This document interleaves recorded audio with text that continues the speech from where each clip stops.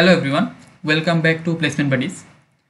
Today's video is going to be very special because in this video I am going to discuss about some resume building tips specially for freshers. So video को अंत तक ज़रूर देखना और अगर channel को पहली बार visit कर रहे हो तो चैनल को सब्सक्राइब करके बेल आइकन को ज़रूर प्रेस कर देना to get our regular notification. So the most important and basic question you guys might be having, what is resume? Resume क्या है? So nowadays since you guys are in final year or pre-final year, you have to upload your resume everywhere for internship or job purpose.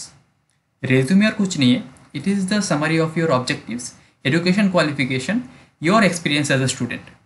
So basically resume is a document which will highlight your achievements, your skills to the organization you want to work for. So exactly what I have written here. Now let me clear you one thing. Your resume should be based upon the company you are applying for. We will discuss it elaborately in the coming slides.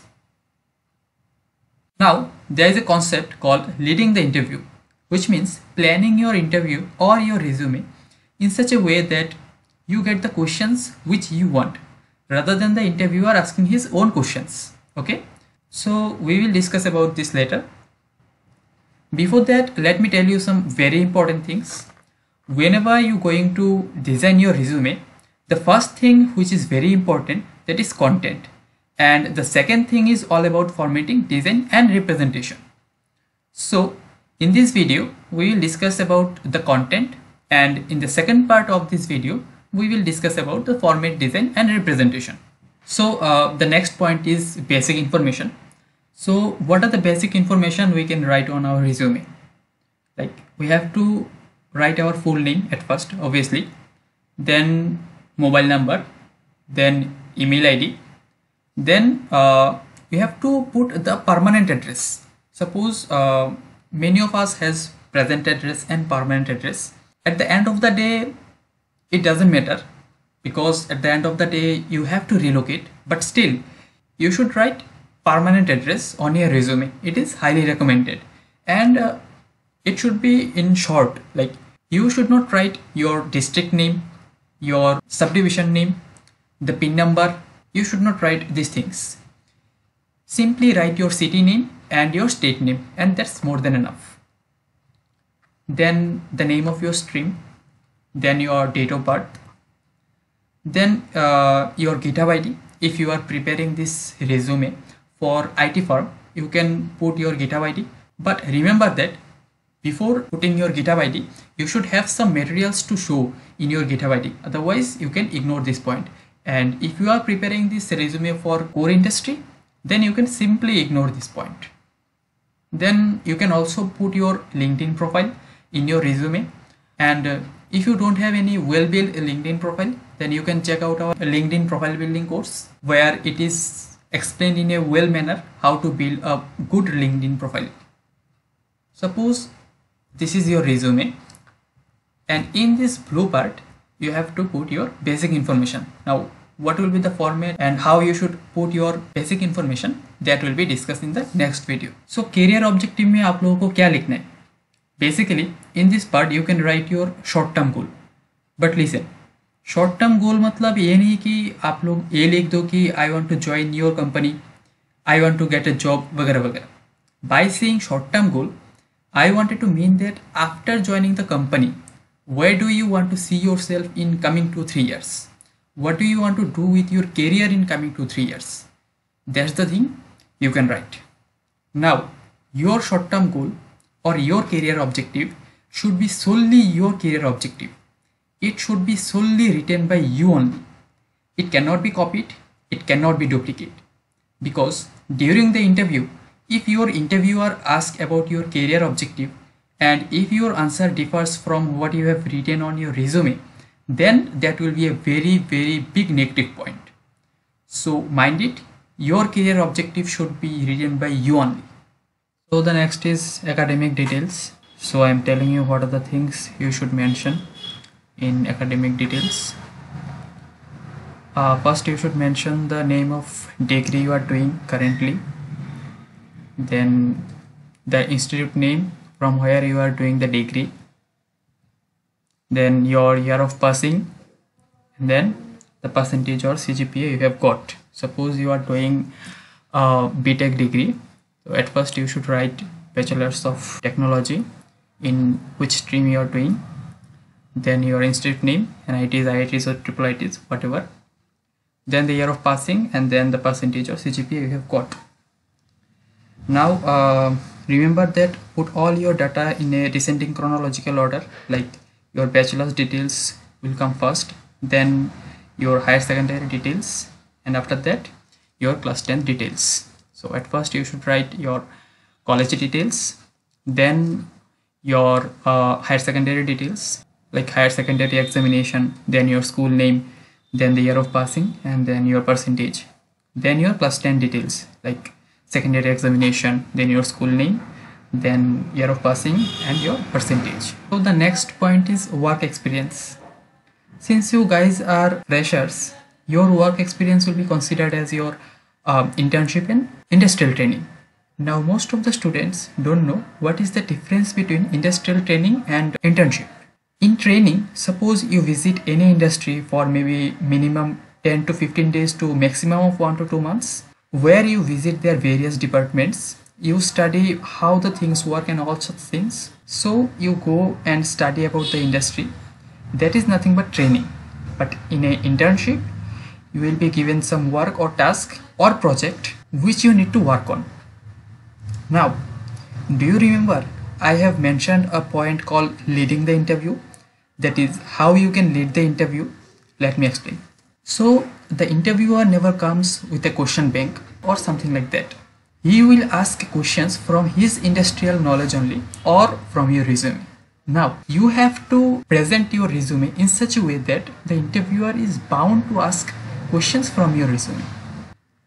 Like if you write these things, completed an industrial training in 25 days at XYZ Industries in December 2020, and you describe about the training in 1 or 2 lines.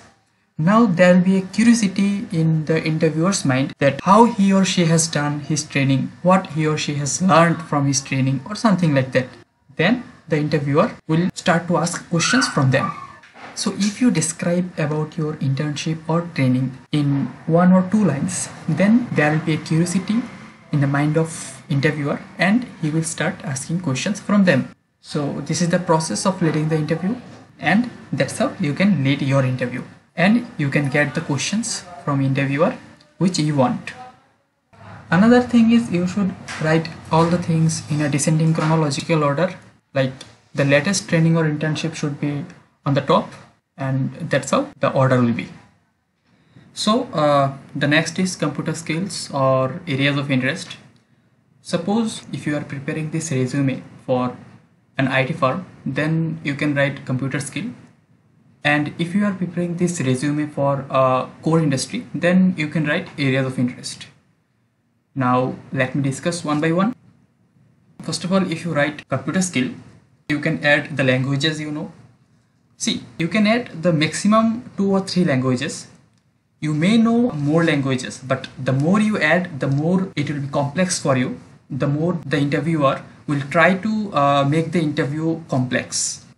Then you can add the database. The maximum quantity you should add will be 2. More than this I will not recommend.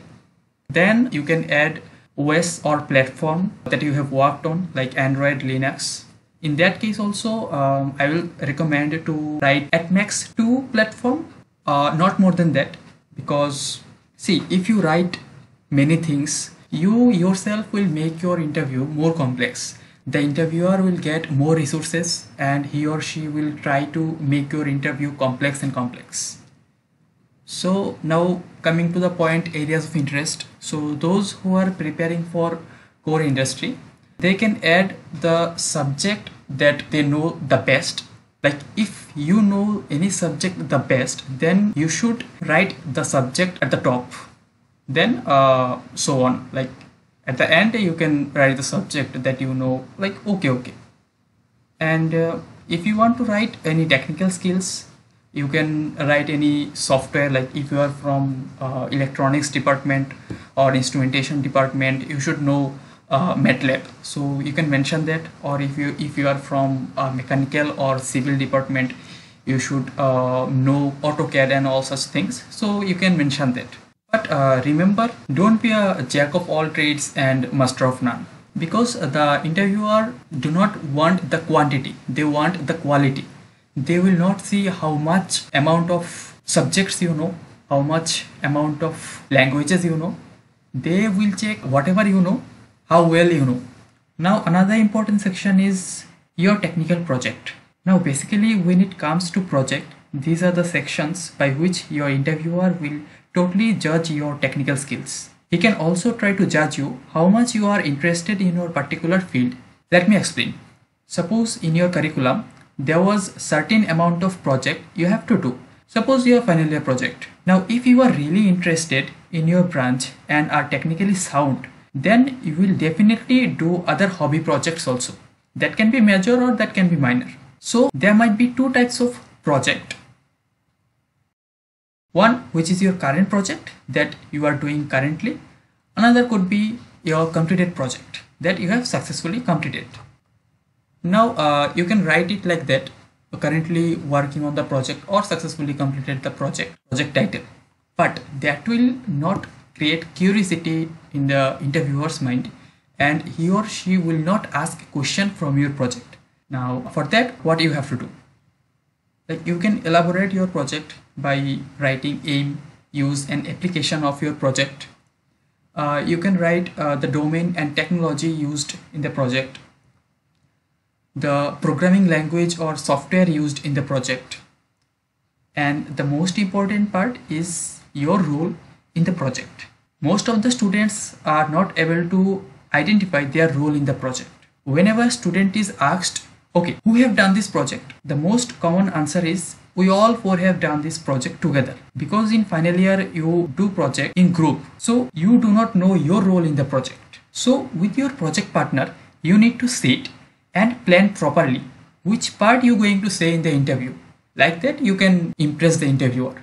So the next topic is achievements and extracurricular activities. So in this topic what we can write, like currently holding the first rank in XYZ department of XYZ college.